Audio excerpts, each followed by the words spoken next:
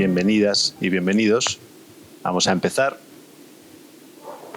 Yo soy David, de Ediciones La Llave. Veo a muchas personas conocidas, amigas, y es un gusto, la verdad, estar así como rodeado de gente querida. Bienvenido, Albert. Bienvenida, Cristina. Gracias por haber venido a presentar este libro. Yo digo en las frases de contracubierta que este es el libro hasta la fecha más ambicioso y profundo de Albert. Lo digo porque hay mucha carne en el asador, hay mucho en juego en este libro. Yo creo que realmente sí es cierto que es el más ambicioso y profundo de todos los que ha hecho. Los otros no lo son menos, pero este me parece que es un destilado de toda una vida profesional y de toda una vida vivida, que habla de muchas cosas. Habla de un viejo tema filosófico como es el cómo vivir, y en este caso más concreto, el cómo trabajarse a uno mismo. Habla de cómo una psicoterapia es siempre, o no quiero decir debería ser siempre, también una psicoterapia espiritual, porque de alguna manera una buena terapia, una terapia profunda, sentida, vivida, al final hablará de temas que nos apelan a todos. Hablará de ese tema tan querido a la filosofía como es el cómo vivir y el cómo morir también, por supuesto que forma parte del cómo vivir. Hablará de asuntos existenciales, hablará del sentido de la vida, hablará de todas esas cuestiones que, como digo, nos apelan a todos. No me extiendo mucho, simplemente decir que es un placer contar con Albert una vez más como autor de la editorial, de esta editorial que, como sabéis, la fundaron Claudio Naranjo y Antonio Pacheco hace ya muchos años, y que procura sobre todo tocar estos temas como este, temas relacionados con lo psicoespiritual, temas relacionados con la transformación, con la autorrealización, o por lo menos con la utopía de la autorrealización en un mundo que, desde luego, es mi opinión y seguramente también la vuestra, necesita de utopías. Sin más preámbulos, Cristina, psicoterapeuta, formadora de psicoterapeutas y una persona también con mucha vida a sus espaldas en la psicología humanista, en la Gestalt, en el programa SAT, pues se ha ofrecido a decir algo, a decir unas palabras también sobre el libro de Albert, sobre Albert mismo, supongo. Así que le pasaba primero el micro a Cristina, si no recuerdo mal, así hemos quedado. Y Cristina, pues nada, la idea es que esto no sea nada solemne, ya sabes, y que digas algunas cosas, lo que quieras, de manera informal, y estás en tu casa. Y gracias, por cierto, a la Casa del Libro por este espacio tan bonito como es este lugar, ¿no?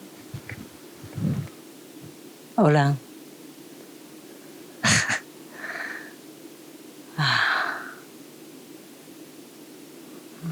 Bueno, primero hacer presente también a Paco, que Paco tendría que estar en la presentación, eso era lo que estaba previsto. Para mí era más relajado si estaba Paco. Tenía algo... Porque es muy intenso presentar un libro tuyo, para mí es muy intenso, sobre todo por nuestra historia. Bueno, hemos estado 30 años casados, nos hemos divorciado, nos hemos peleado, bueno, y no ha sido fácil, ¿no? Así que me alegro, o sea, lo hice, dije sí, para que para mí supusiera un trabajo, para que para mí supusiera actualizarme en relación a ti también, ¿no? Básicamente, no también. Y me alegro mucho de... David, tú me dijiste no hace falta que lo leas, tú hablas de él y ya está. No, yo soy de las que me lo tengo que leer, si no, no puedo venir aquí. Perdón, ¿yo te dije que no leyeras el libro? Que no hacía falta, que lo hicieran así como en diagonal. ¿Eso? Sí, ¿Así? Que lo hicieran diagonal. Ey, perdona. ¿Qué cosas digo? Tú. Veis que estoy nerviosa, que estoy confundiendo personas. Vale. No fui yo. Albert me dijo, yo creo que tú me dijiste no hace falta, tú lo conoces bien, y él me dijo en diagonal suficiente. Bueno, yo soy incapaz de hacer eso y me alegro mucho de no haberlo hecho. Soy incapaz porque no lo sé hacer, hay gente que tiene esa capacidad, y se enteran de las cosas, yo no lo tengo que leer todo. Y me alegro mucho de haberlo hecho porque al menos la primera tercera parte del libro me emocioné mucho. Y me emocioné porque me acordaba de todo lo bueno de ti, de tu capacidad de estar en el mundo A y en el mundo B, que describes muy bien dentro del libro.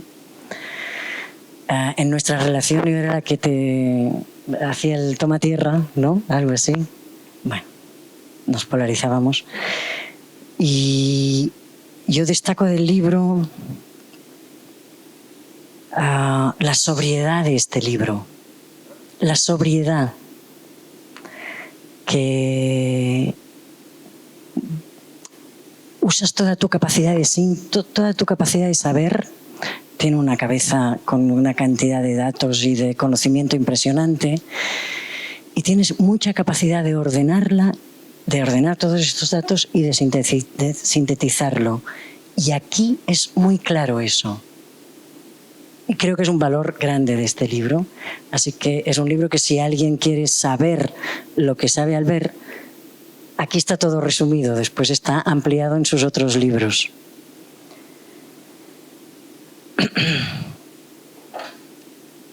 Y las citas que haces, a mí me han llamado mucho la atención.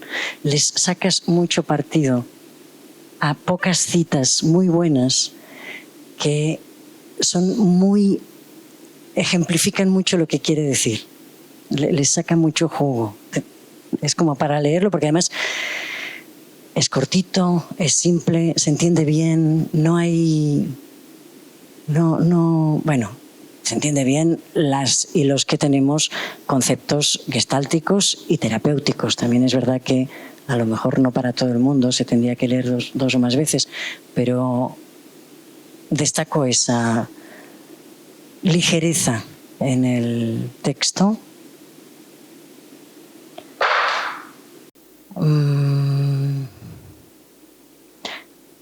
Tú diferencias entre diferentes formas de terapia, las ordenas súper bien, me parece muy inteligente tal como las ordenas, y a la vez también quiero recuperar lo que Paco pone en el prólogo de que, tú lo dices ahora, de toda la psicoterapia tiene algo de espiritual. La Gestalt tiene algo ya de espiritual, aunque no se hace de forma explícita, pero Pels viajó a Japón y se impregnó, ¿no? Como del Taoso, de la experiencia directa. Él buscaba la experiencia directa y esto es espiritual, aunque después no todo el mundo lo puede transmitir a no ser que tenga recorrido espiritual, porque cada quien hace según su propio recorrido.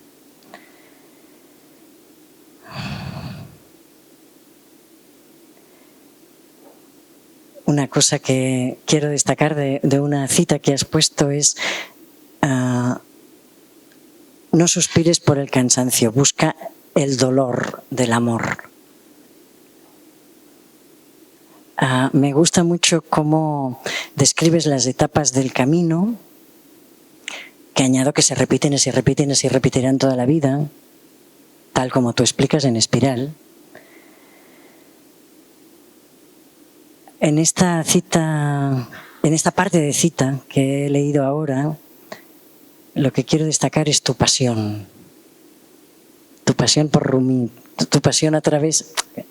Tú eres un hombre apasionado y creo que con Rumi encontraste a alguien con quien poder desplegar esta pasión y me gusta mucho cómo lo estás citando y recogiendo aquí, además de recoger a muchos otros maestros, que lo haces de una forma muy exquisita. Quiero también nombrar belleza, verdad y bondad como lo espiritual, que siempre está en lo espiritual, que esto es espiritual en realidad. Creo que me quedo aquí.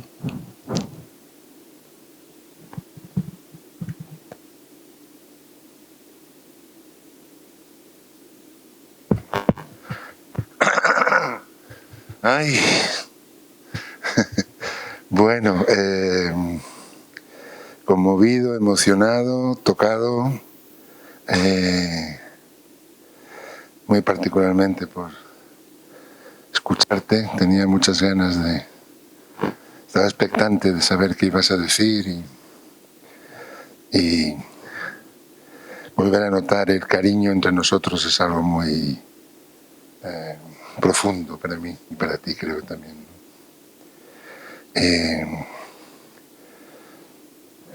Dicho lo cual, disculparme por el COVID.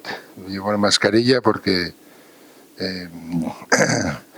si alguien ya ha leído el libro va a ver que tiene mucho que ver el COVID y el libro y cómo yo me lo tomé, y no me parece extraño que el COVID aparezca de nuevo justo hoy, ¿no?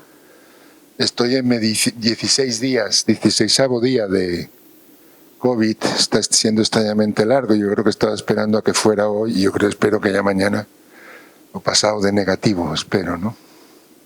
Pero bueno, lo siento porque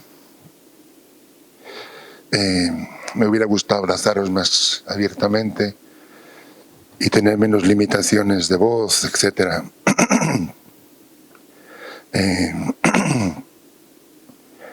Aún no está del todo pasado. Quiero agradecer y dar la bienvenida a la gente que está en la cámara, que está viéndonos online. Sé de algunas personas que me han dicho que estarían, de diversos lugares de España, de Argentina, Chile. Así que, hola, buenas tardes.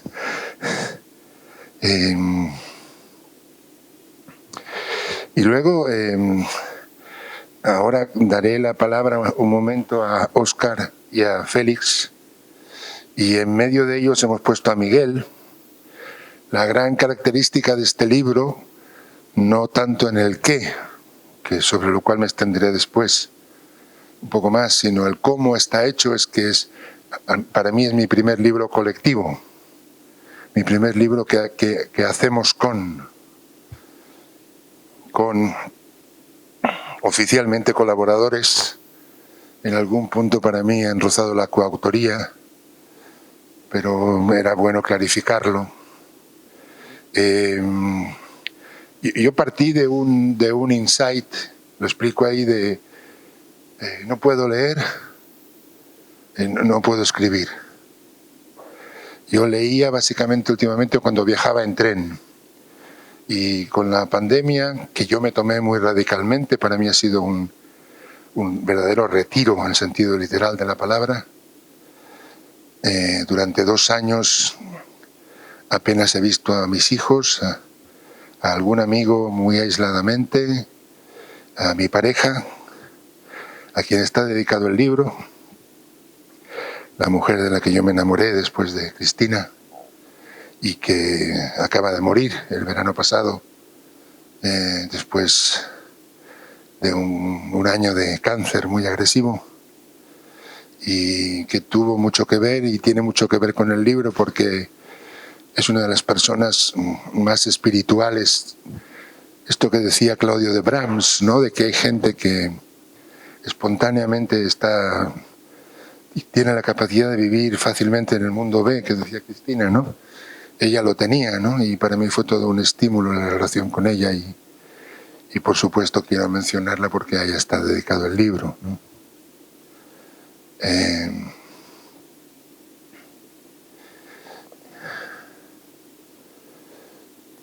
Entonces, os paso el micro, pero mejor que sea otro o este mismo, ¿no? ¿Qué ha supuesto, brevemente, qué ha supuesto para cada quien la experiencia del libro? Luego concluyo yo y entramos en... Bueno, en mi caso ha sido una experiencia, un viaje de un tiempo y de unos añitos. ¿Por qué no te pones de pie de cara? Vale. O sentado aquí si quieres. Ahí. Claro. Mi nombre es Félix. Ha sido un viaje y lo que destaco es el clima de intimidad que creamos, y los 4 hombres en las reuniones online con Albert, ¿no? Y y nos iba explicando el cómo él ha entendido la espiritualidad en su vida y en su trabajo, ¿no? Entonces, ese clima de intimidad es con lo que me quedo. Es un regalazo, un regalazo. Luego vino otra parte, y larga y pesada, con los compañeros, de elaborar el texto y de pelearnos a veces y reencontrarnos, que ha sido un poquito difícil a veces. Pero el proceso ha valido la pena, ha valido la pena. Ha sido un regalo que a mí me ha llegado y que no esperaba. Y que te agradezco, Albert. Sí, porque ha sido un honor, ¿no? Un honor estar en este proyecto. Y con vosotros, y contigo, Óscar, y contigo, Miguel, que aunque estés ahora en Estados Unidos, pero estás aquí. Y bueno, y que es un libro que ha quedado algo más escueto, porque en principio era más extenso, pero al final ha quedado en el tamaño que es el que toca, y que espero que os ayude y que os sirva. Y una experiencia interesante, preciosa, íntima. Es el adjetivo, íntima.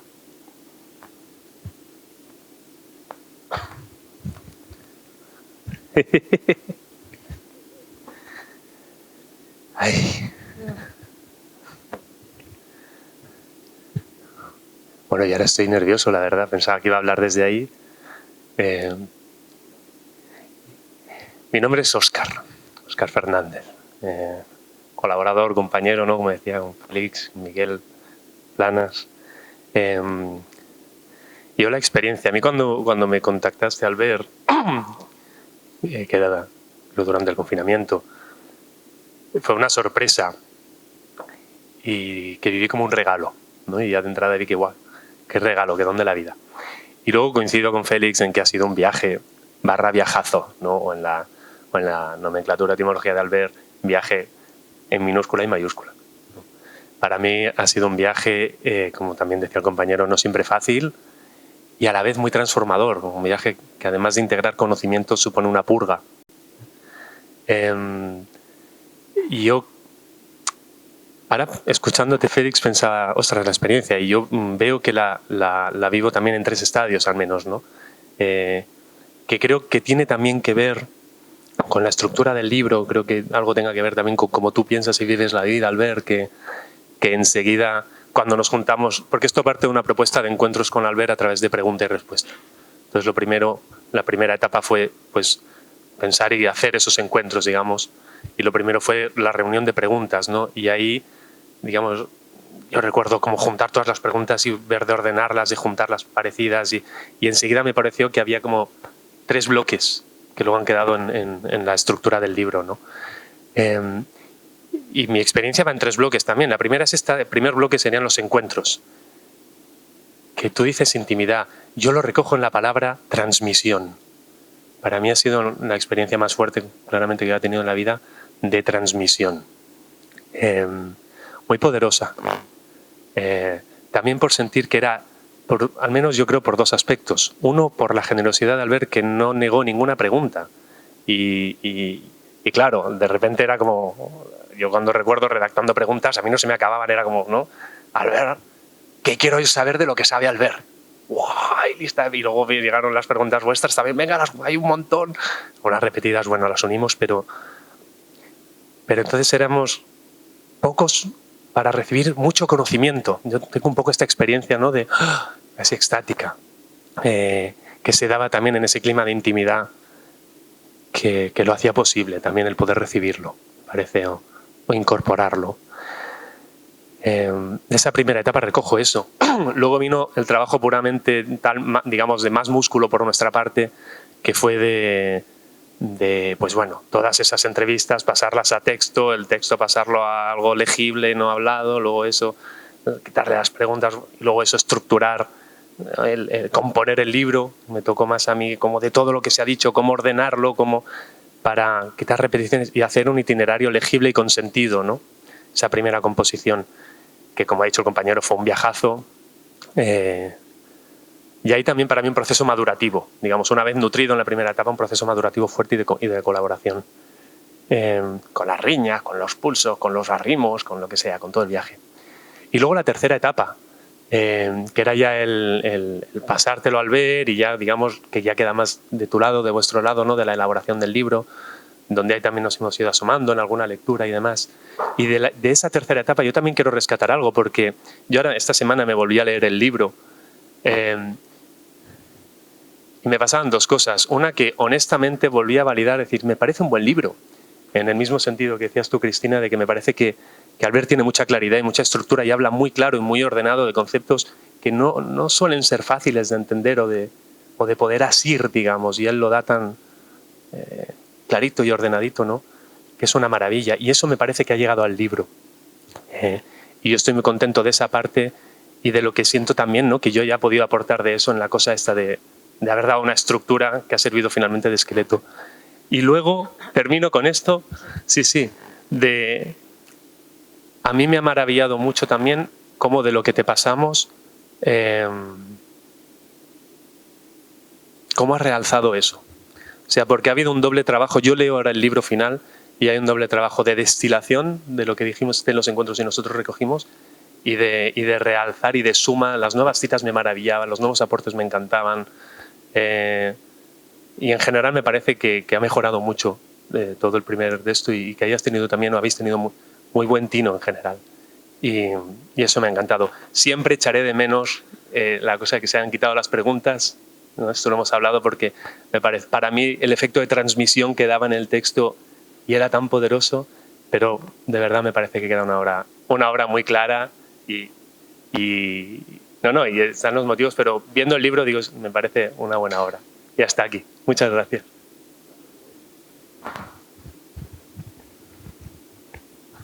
Me gustaría decir algo sobre esto, porque es muy difícil trabajar un libro cuando parte de entrevistas y luego le quitas las preguntas. Es muy difícil, yo lo he hecho. Yo lo hice en un libro que publiqué hace muchos años, con muchas entrevistas, y fue un encaje de bolillos tremendo. Pero puedo decir que, en mi opinión, aquel libro mejoraba sin las preguntas, y en este caso yo no he visto las preguntas, seguro que eran muy buenas, pero la fluidez del texto, la capacidad de transmisión, el hecho de que estéis ahí pero no os hagáis visibles, todo esto le da un subtexto muy interesante y hace del texto algo muy claro, muy diáfano. Ya, a mí me ha encantado tal como está, ¿eh? Entiendo que le eches de menos las preguntas. Bueno, simplemente por aclarar. Miguel Planas. Nombrar a Miguel solamente porque fue también el que se encargó del trabajo de quitar las preguntas y de traducir a un texto sin preguntas, que como dices, no era sencillo y parece que ha hecho un buen trabajo y bueno, ahí su tarea también, ya que no pueda estar, nombrarlo también en esto. Bueno, gracias. A ver, entro muy poco en el cómo y me voy al qué, que es lo que más me interesa transmitir esta tarde, además de todo lo que ya se dijo. Una experiencia, en cuanto al libro colectivo, quiero decir, una experiencia compleja, difícil. Por ejemplo, llegar a ver esto que está aquí, ¿quién lo piensa? ¿Félix o lo pienso yo? ¿Óscar o lo pienso yo? Esto es lo que él quiere decir, pero ¿qué quiero decir yo? ¿Y qué es lo que yo no quiero decir? ¿Qué es lo que yo quiero? ¿Qué es lo que yo digo cuando nos encontramos como lenguaje oral, pero no quiero que quede negro sobre blanco, por ejemplo, ¿no? Entonces ha habido una destilación. A mí me llega el manuscrito la primavera de 2022, creo. Y lo leí, lo corregí, quité, puse, añadí, sobre todo quité, pero añadí, por ejemplo, el epílogo final, que tiene que ver con la experiencia de la muerte de María, de mi hija. Me parecía que tenía que estar como, no en el libro, pero sí en el epílogo, porque para quien no sepa nada de esto, no se entienden algunas cosas y no se entiende la manera de vivir aquello, ¿no?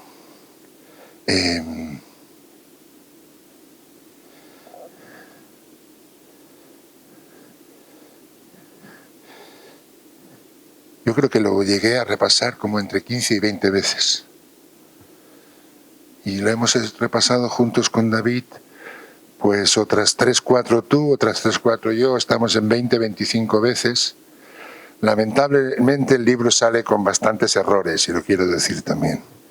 Errores sintácticos de palabras que no están y tenían que estar, y estamos ahora en la fe de ratas y el compromiso de corregirlo para una eventual próxima reimpresión. Ni siquiera esperar a una edición, pero bueno. Entonces, lo que he hecho es anotarme como qué es lo que yo quiero que quede claro de lo que yo quiero decir en el libro, ¿no? ¿Cuál es para mí, para el autor, en este caso, el esqueleto del libro? Una primera idea. Yo entro en lo espiritual desde lo psicológico, no desde lo antropológico, no desde lo filosófico, no desde lo histórico, no desde lo religioso. Y lo que digo, en primer lugar, es que lo espiritual es un estado de conciencia, en su primera parte. Un estado de conciencia compuesto de dos elementos en los que ahora entraré, y que como tal estado de conciencia, lo bueno que tiene es que es aprensible. Se puede aprender, se puede practicar y se puede ir a buscar. Es algo a lo que la mayoría de las humanas y humanos podemos llegar. Para mí la excepción está en la gente muy enferma. Y es lo que más dudas tengo de cuánto esto sería posible. Muy enferma, quiero decir, psicosis, trastornos límites graves, etc. O muy enferma socialmente, gente que ha sido muy vapuleada por la vida, muy agredida por la vida, pobreza, miseria, bueno, creo que ahí es difícil que a ese estado se pueda acceder. Pero si no, me interesa mucho decir que la primera cosa, que yo estoy hablando de una espiritualidad de todas y de todos, no de algo raro y misterioso y solo para algunos. Es algo, y en ese sentido toca lo social. 80-90% de las personas de este mundo pueden tener acceso a ese doble estado de conciencia, que digo que es la primera parte. La segunda parte ya no depende de uno mismo, y es lo que se llama la baraka, o la gracia. Es algo que de venir viene de fuera, solo que hay que hacer un trabajo previo para que aquello pueda venir. Y es lo que los grandes místicos han definido como vaciar el ego. Decía Ramón Llull, y el amigo vació su habitación de todas las cosas y sus pensamientos y de sus quejas y de sus emociones para que cupiera el amado. El amado entendido como el mensajero del mundo B, del mundo no visible, solo viene cuando la habitación está vacía. ¿Vacía de qué? Vacía de ego.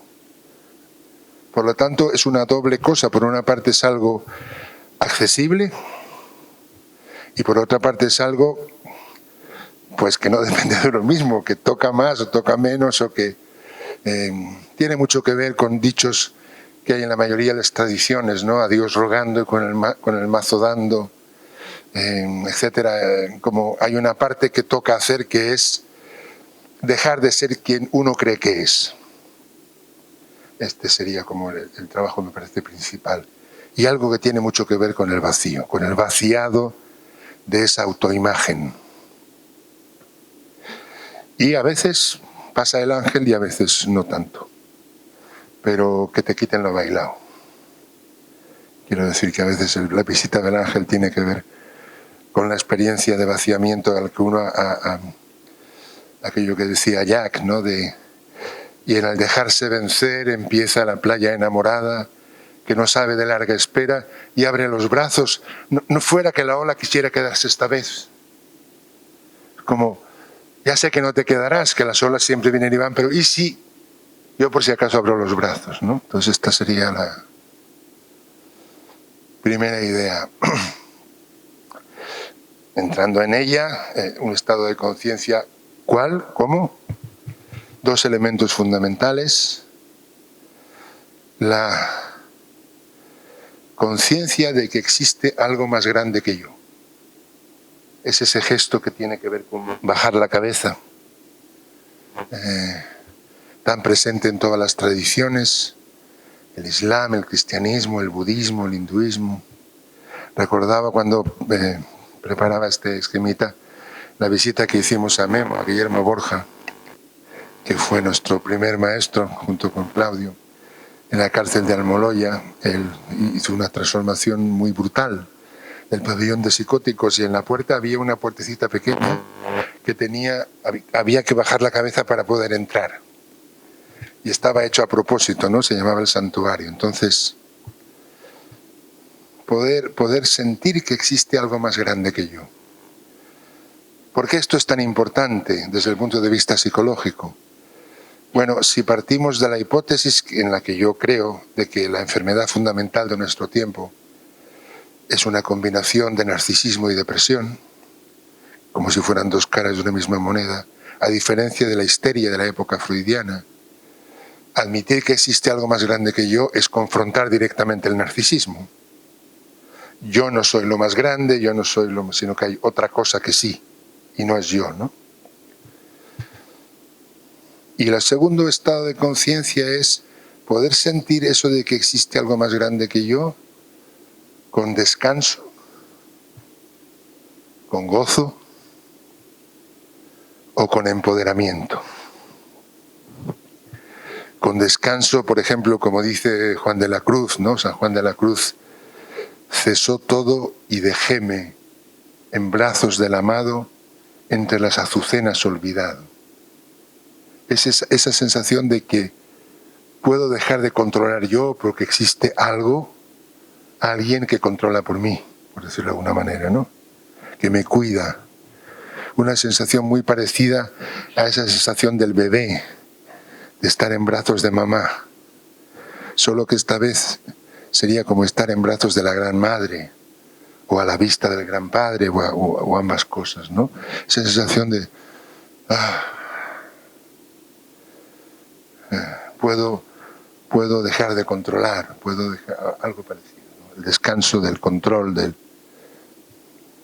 el gozo entendido como el júbilo, una especie de alegría calmada,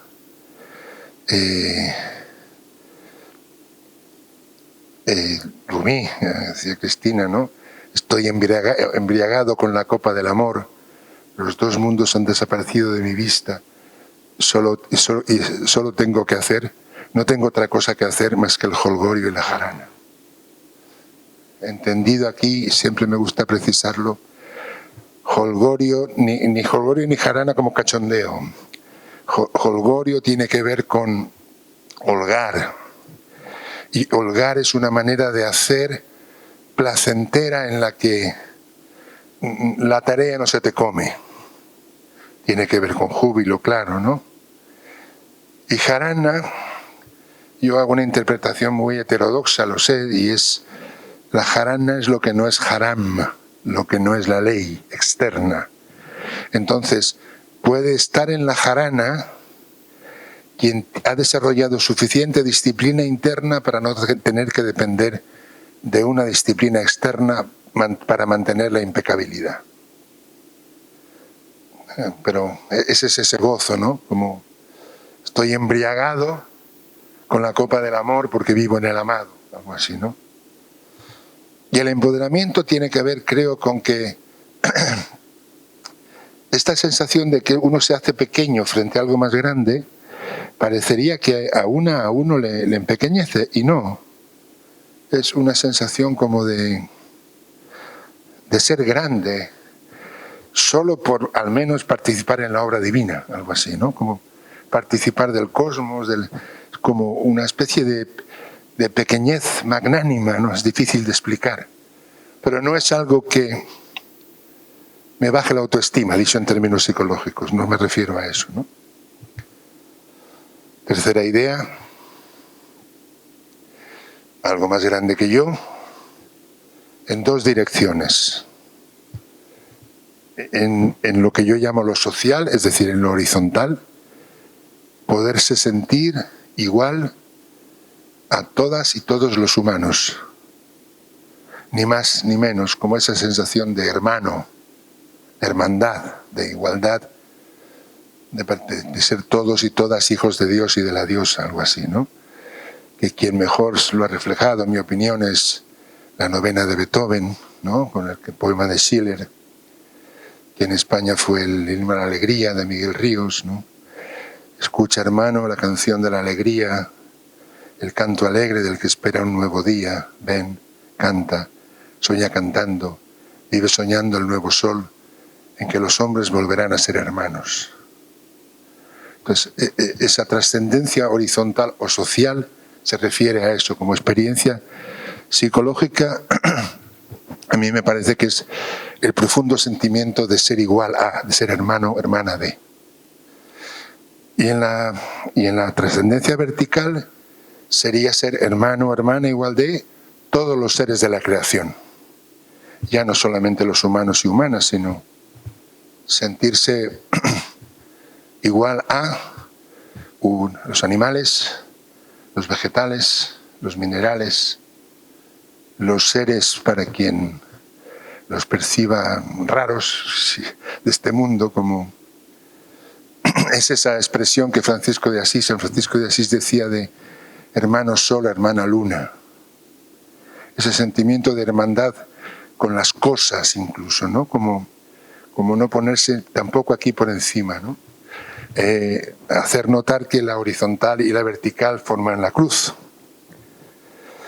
Y que esa cruz que en la tradición cristiana se reapropia malamente, en realidad es uno de los símbolos más antiguos que existen, junto con el círculo, el triángulo y el cuadrado, y significa centro. Es decir, que en ese sentido, yo digo que Jesús muere en la cruz, si es que existió ese Jesús histórico, como símbolo de que llegó al centro de sí mismo. ¿No? Luego lo vamos a ver un poco más en detalle.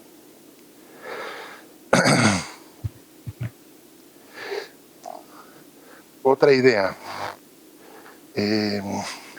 Yo recuerdo el libro de sexualidad que editó David, que decía sexualidad es terapia gestal, intimidad y deseos engañosos. Y la estructura del libro es, yo digo, desvelar entuertos, tomando la expresión quijotesca, ¿no? Desvelar engaños. La idea de que al respecto de la sexualidad nos han contado 9 engaños fundamentales que desarrollo en el libro, ¿no? Bueno, pues al respecto de la espiritualidad yo creo que nos han contado un engaño fundamental. Y es que Dios está arriba y no abajo, que tiene que ver con la luz y no con la oscuridad, que es más masculino que femenino, que se trata de ascender y no de descender. Y yo lo que creo es que esa es solo una parte de la historia, que lo divino no es solo lo que está arriba, también es lo que está abajo. Todo eso que en los últimos tiempos se ha llamado la diosa.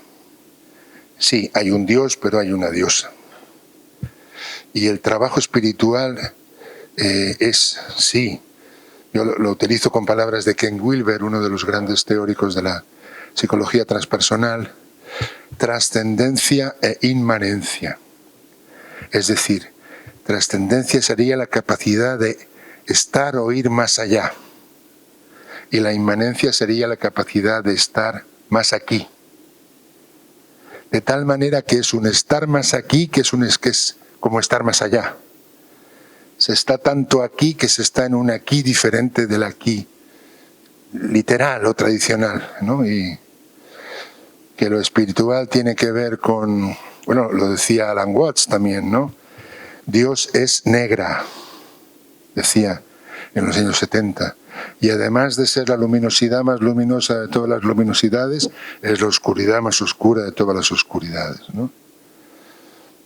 Yo creo que la espiritualidad pasa por el aprendizaje de morirse, de la muerte en vida, de la muerte simbólica.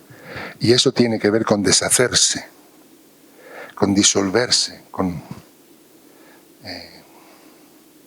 y esa es la cueva, ese es el dominio de la diosa. Así que me parece que la espiritualidad que nos han vendido es una espiritualidad patriarcal, en el que solo se tiene en cuenta un lado de la cuestión. Y yo reivindico el otro también, porque son los dos juntos los que operan la magia. Uno de los dos solo creo que no funciona, ¿no? Muy importante.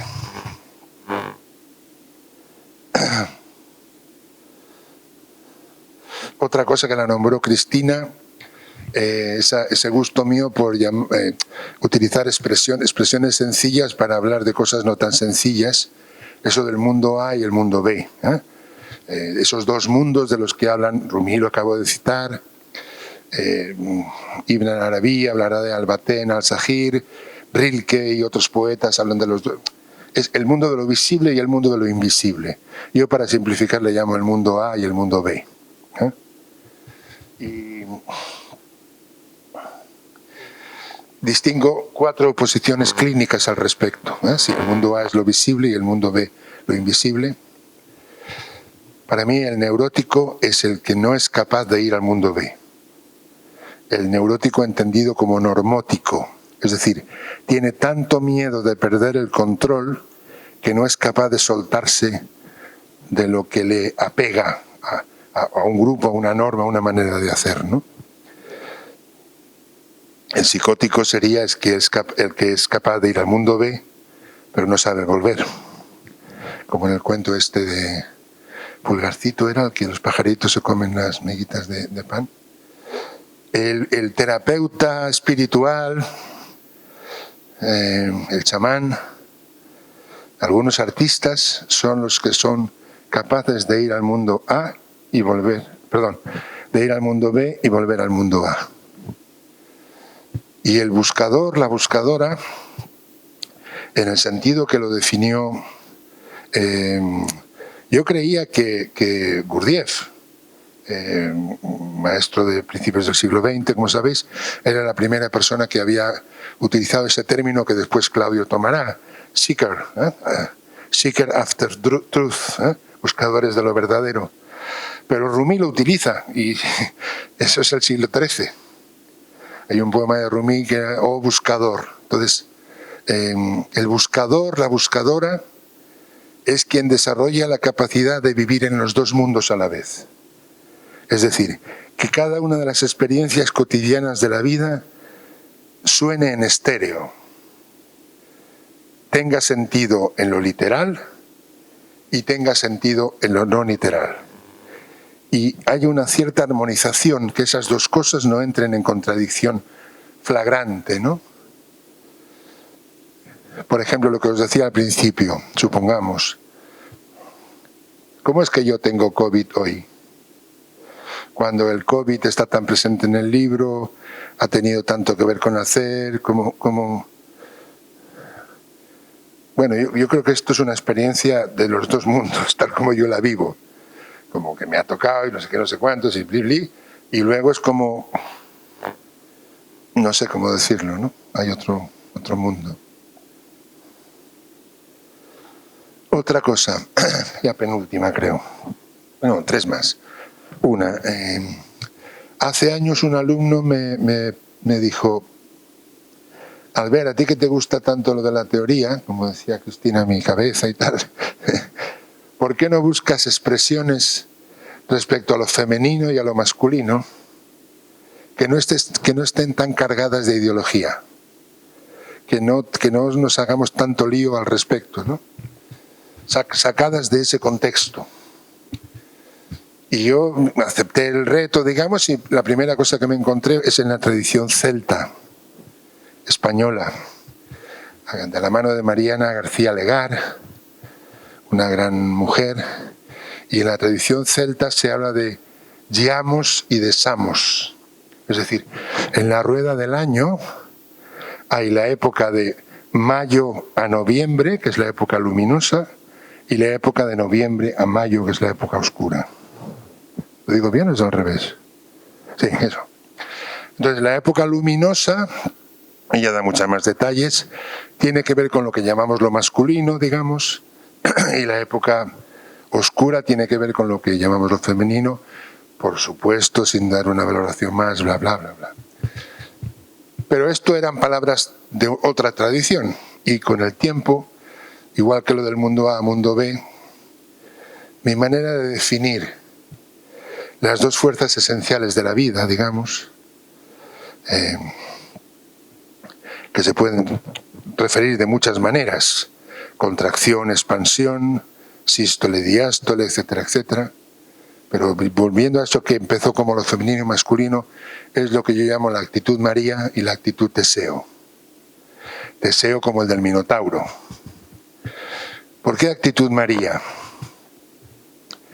Porque dicen los sufíes que en lo que María, la María histórica, si es que existió, era virgen, no era tanto desde el punto de vista genital, sino que era virgen de plan. Era alguien capaz de renunciar a su propio plan de la vida para entregarse al plan de lo divino, a través de Gabriel en aquel caso, ¿no? Entonces la actitud María, yo la entiendo, más allá de que existiera María y Jesús, que tanto María como Jesús fueran dos partes de cada quien, de todas y de todos, más o menos desarrollada. La actitud María es la actitud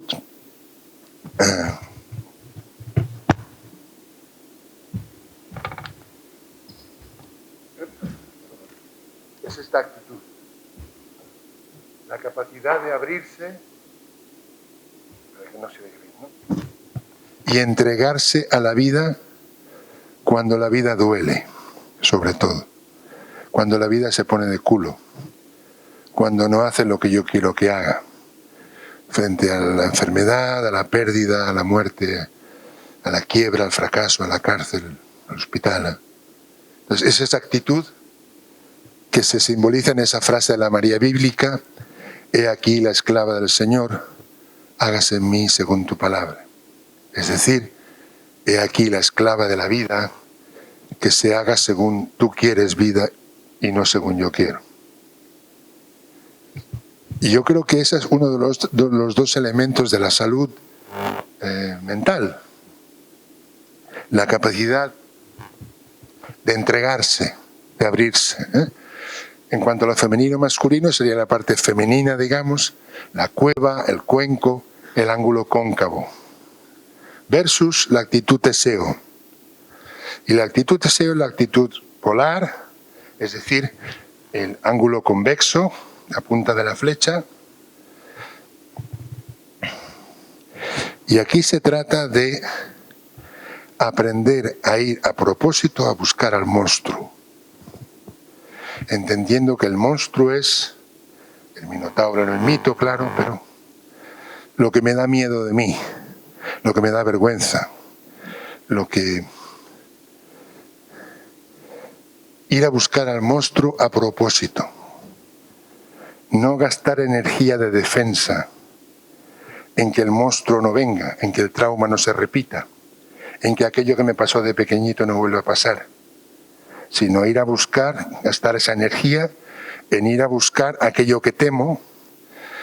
Y lo que yo creo es que la magia es que cuando hacemos esa actitud a propósito, insisto, el tigre se convierte en gatito, porque ese tigre se estaba alimentando de la energía de defensa que estábamos utilizando, del miedo que estábamos poniendo en que aquello no volviera a suceder, digamos, ¿no? Algo así. Penúltima idea, terapia paideia, es decir, yo creo que lo que llamamos terapia, por cierto, una precisión, que lo habéis dicho antes de seguir, tanto David como Cristina de formas diferentes. Yo no creo que toda psicoterapia sea espiritual. Hay psicoterapias que no son espirituales. Y cuando decías lo de ordenas los tipos de terapia, yo practico psicoterapia, intento practicar psicoterapia espiritual, pero también psicoterapia no espiritual, y es lo que explico en la tercera parte, porque si no, no quería que se me clasificara, el Rams este es el que hace psicoterapia espiritual. Sí, bueno, y también trabajo con síntomas y con el carácter y con no sé qué, con bla, bla, bla, bla, ¿no? Pero el proceso terapéutico a mí me parece que no es solo terapia, entendido terapia, no solo es un acto de cuidar, de mejorar síntomas, de transformar a las personas, de que esa persona encuentre una libertad más interior. Bla, bla. Hay muchas maneras de decirlo y muchos niveles de trabajo. Sino que hay la paideia, la enseñanza. Yo creo que la terapia es un lugar donde vamos a aprender cosas también. Cosas que no nos han enseñado en el cole. Vamos a aprender, por ejemplo, a descubrir qué son las emociones y qué hacer cuando siento rabia o qué hacer, como que... Y yo cuando hago supervisión insisto muchas veces en este aspecto, de que a veces los pacientes lo que necesitan es que les enseñemos cosas o que creemos el espacio en el que puedan aprender. Pero no solamente este aspecto terapéutico clásico, sino el aspecto pedagógico, que eso significa, ¿no? Y por último, yo en el libro, que también creo que es esa parte primera que a ti te emocionaba, decías, hago una reivindicación de la tradición cristiana, de algunos elementos de la tradición cristiana. Yo creo que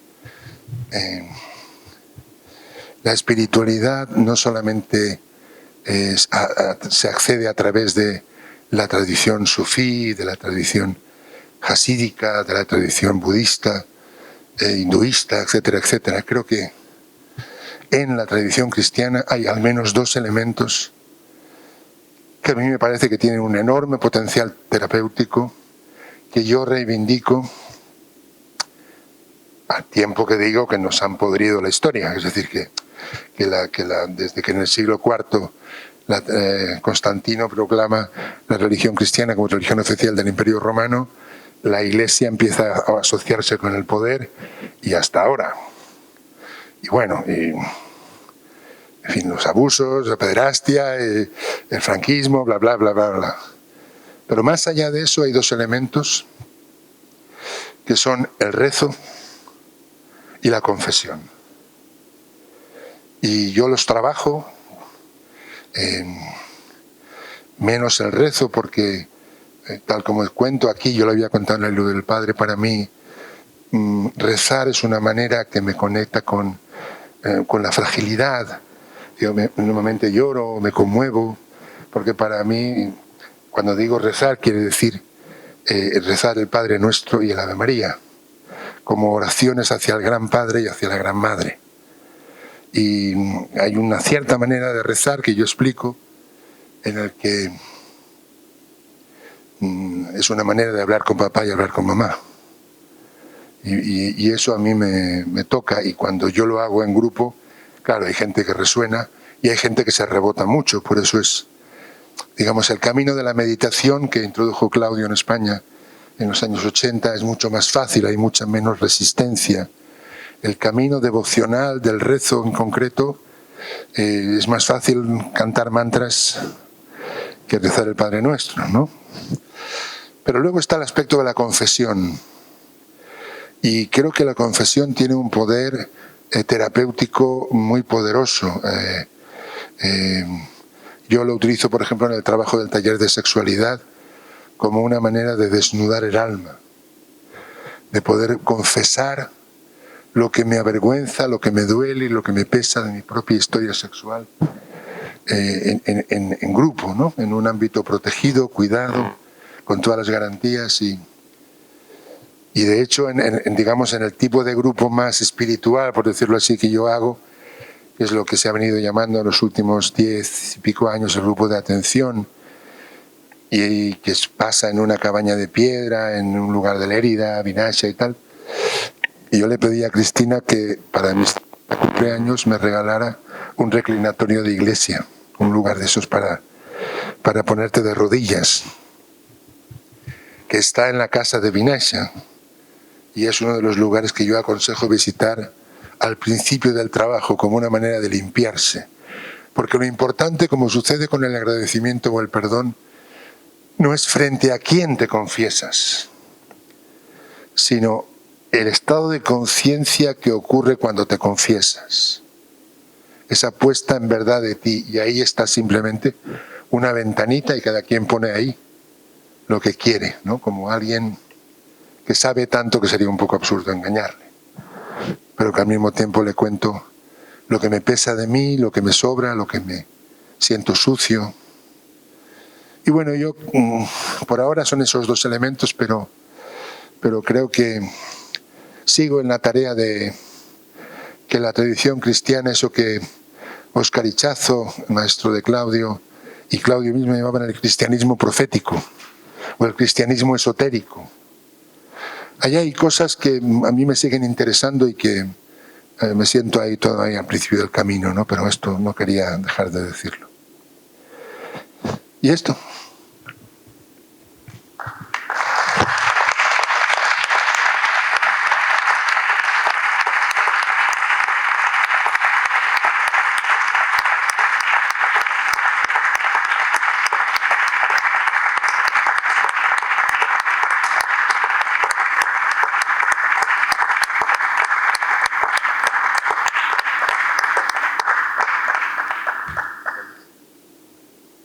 Si os parece bien, vamos a abrir ahora un espacio para preguntas, comentarios. Si queréis, no tiene por qué ser tan solo una pregunta, puede ser una declaración de amor, puede ser, qué sé yo, un comentario sobre el libro, el que lo haya leído, lo que sea. Yo voy pasando el micro, quien quiera hablar, que levante la mano. Sí, yo tengo un comentario de amor. Sí, la verdad es que ha sido súper gustoso, exquisito. Estoy de nuevo reconectando, yo buscando lo espiritual en mi vida por cosas que me han pasado y he ido sintiendo un mapa muy afín, muy cercano y estoy muy agradecido y muy lleno de amor. Gracias. Gracias, Alberto. ¿Alguien más?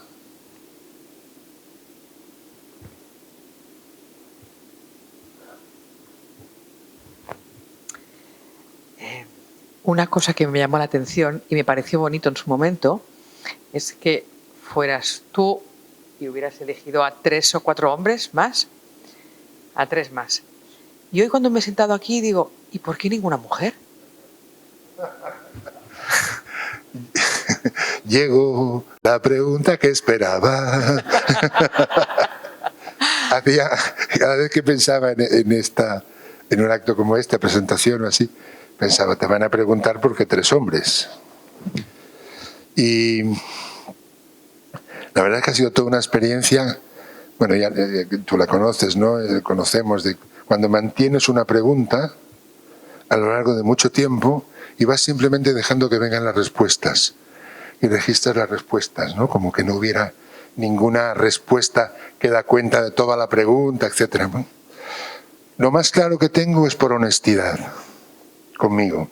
Es decir, yo busqué 3 personas que me gustaba cómo me preguntaban y qué me preguntaban.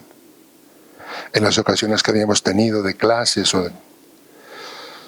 y a mí hombres, mujeres no me aparecieron en ningún momento. Y cuando los hube elegido dije, uy, Dios mío, ¿qué has hecho? No has elegido a ninguna mujer. En los tiempos que vivimos esto está mal. Y dije, pues ahí se queda. No, cambiar eso sería violarme a mí. Sería ser hipócrita. Y dije, bueno, pues que piense lo que cada quiera pensar, pero esta fue la elección, ¿no? Esta es la razón.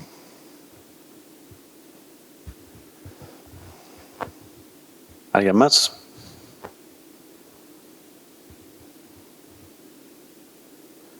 Bueno, como Cristina tiene este peso de, digamos, poner el elemento mujer para compensar esto de que todos fuerais hombres, pues yo creo que te voy a pasar el micro. Estoy ahí por si quieres decir alguna cosa para ir cerrando.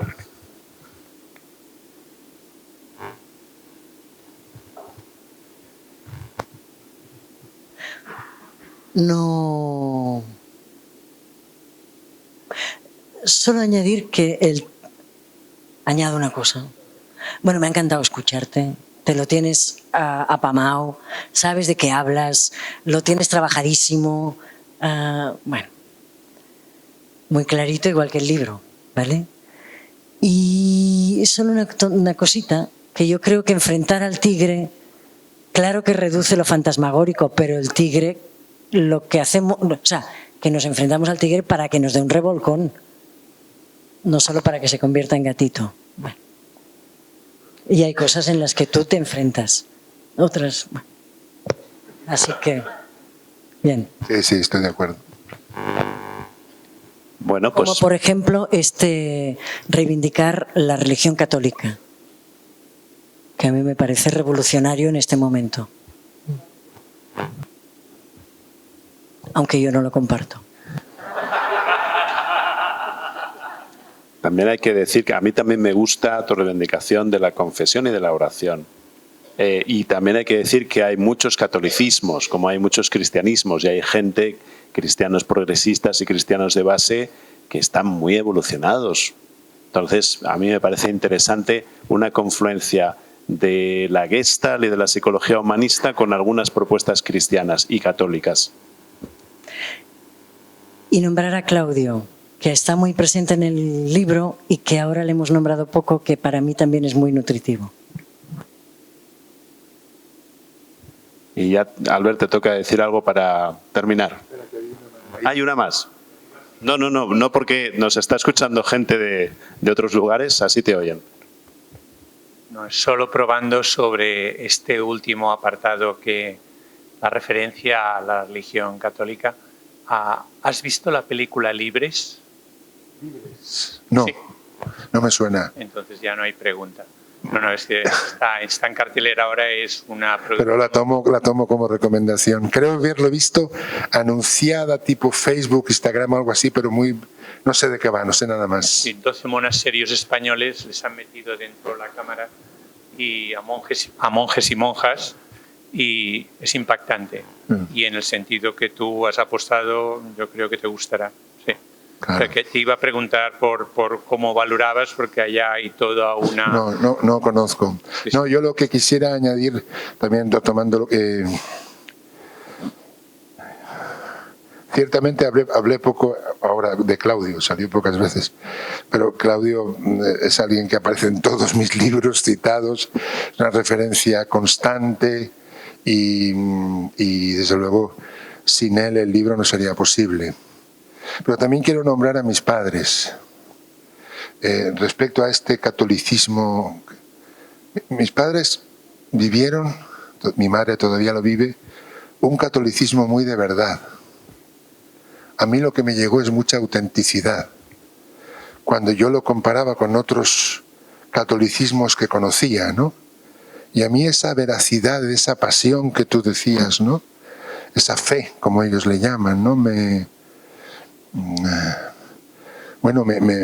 apasionó. Luego obviamente hice el movimiento de dejarlo y luego voy volviendo a algunas cosas, pero si es el final, quiero que los últimos nombres sean mis padres.